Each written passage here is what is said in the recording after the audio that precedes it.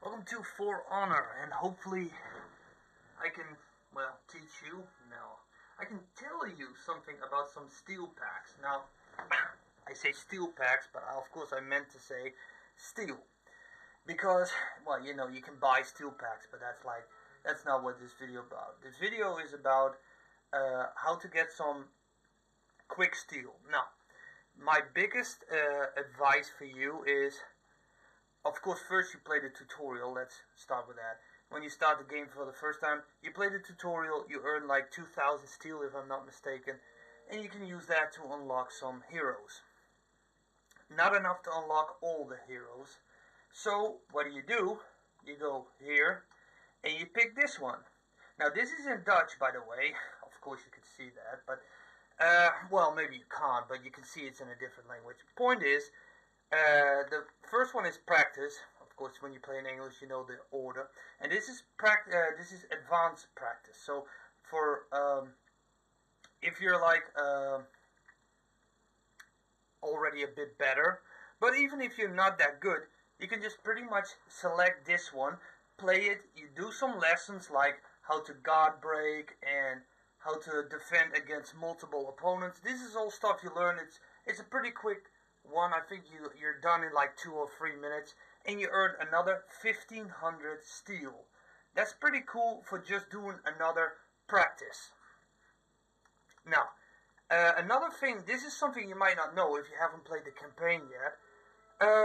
You can play the campaign on several difficulties, and depending on your difficulties, for each chapter you play, or I say chapter, but it's more like these parts of the chapter. Like there are 3 chapters, and each chapter has like 6 missions. Now, for completing each mission, you get also some steel.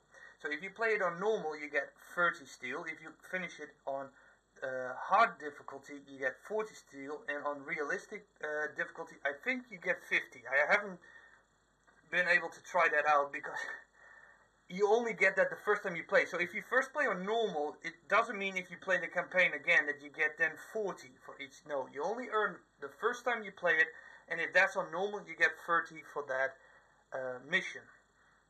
So a smart move is to play already on the hard difficulty, then you at least get 40. I would not recommend playing on realistic because that's going to be tough.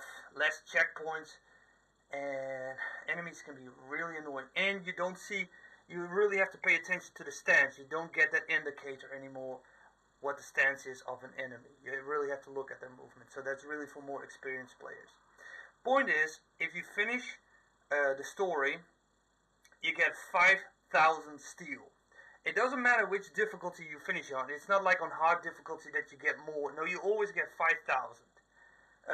Maybe also on easy, I take it. I have never tried it on easy.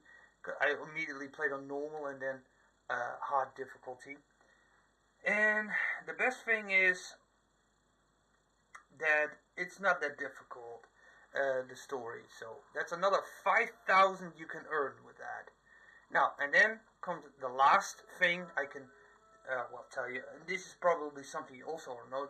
There are like objectives you can complete. Now, there are daily objectives. The first one is always one against players. The second one is always against AI. And I personally think it's easier against AI because you pretty much just need to join a match and play or do whatever they want you to do, and boom, you get 300 steel. It's always 300 steel and 300 XP. Never more, never less with the dailies. These are a bit different. These only get you 100 steel, but they give you more XP. So if you're really more into XP, see, you can earn quite a lot, like 1,500 with this one.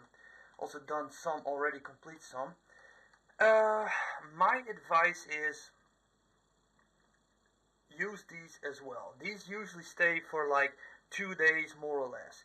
And you get like I said, 100 steel a piece. That's not a lot, but it does add up. And remember, I think these objectives stay like about 2 days, and these change every day. So keep in mind that you complete these first before you switch to these, especially since these are worth